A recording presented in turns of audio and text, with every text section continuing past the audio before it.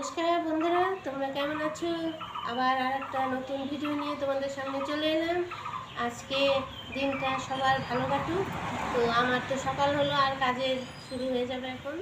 তো চলো, আমি এটার মধ্যে কিছু গাছে ফুল হয়েছে, ফুলগুলো উঠাবো আর পুজো দেবো। সেই জন্য ফুলগুলো উঠিয়ে নিয়ে আসি। তারপরে তো আরও অনেক কাজ আছে। চলো আমার সঙ্গে থাকো, ভিডিওটা দেখতে থাকো। এই দেখো, একটা লাল ফুল ফুটে আছে এখানে, জবা ফুল। এই সুন্দর ফুটে আছে, এই যে এটা উঠিয়ে নেব।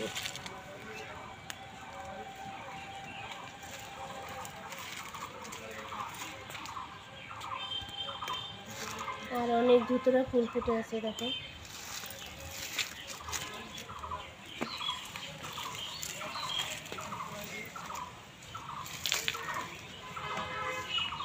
সব ফুল আর কি এখন তুলবো না, এত ফুলের দরকার হয় না, এই জন্য অল্প কিছু উঠাবো। এই দেখো, এই গাছটা আমি কিনে এনে বুনে দিছিলাম। এই দেখো, এই যে ফুল হয়েছে, এই যে এখানে কলি, আরও অনেক ফুল কলি আসছে। তো এই ফুলটা এখন ফুটছে, তুলে নিব, ফুলটা তুলে নিব আর কি। এখন থেকে ধরা শুরু হয়েছে আর কি। এই দেখো, আমার অনেক ফুল তোলা হয়ে গেছে। এখন বাকিগুলো থাক গাছে, দেখতেও সুন্দর লাগে।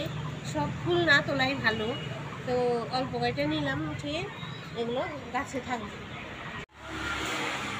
গাছের সৌন্দর্য বৃদ্ধি করে ফুল, তাই সব ফুল তুলে নিই, কিছু কিছু ফুল রেখে দিলাম। আসলাম আমি আবার আমার সেই রান্নাঘরে, এখন রান্না করব। তো কিছু সবজি ডেলিতে আছে, আজকে সোয়াবিন রান্না করব। তো আজকে বাজার আর আনবে না, ঘরে যা আছে ওইটাই রান্না করব। তো বলছি, ভাগ্য বলে একটা কথা আছে।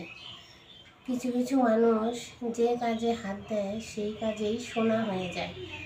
আর আমি যে কাজে হাত দেই, সোনা তো হয়ই না, উল্টে আরও খারাপ হয়। আজ পর্যন্ত আমার কোনো প্রশংসা কেউ করলো না। আমি যে কোনো কাজই করি তার মানে উল্টো হয়ে যায়, খারাপ হয়ে যায়। তো এটা একটা ভাগ্যই বলতে হবে। ভাগ্য ছাড়া আর কাকে দোষ দেব? কপাল যদি ভালো হয় না, তাইলে কিছু করতে না করতেই তার নাম যশ সবই বেড়ে যায়। আর আমার অনেক কিছু করলেও নাম হয় না। এটাই হচ্ছে আমার আর কি, কী বলবো, এটা আমার কপালের দোষ।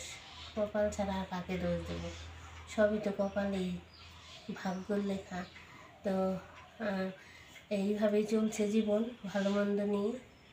তোমরা আমার সঙ্গে থেকো, ভালো থেকো, সুস্থ থেকো, আর ভিডিওটা দেখতে থেকো, পাশে থেকো।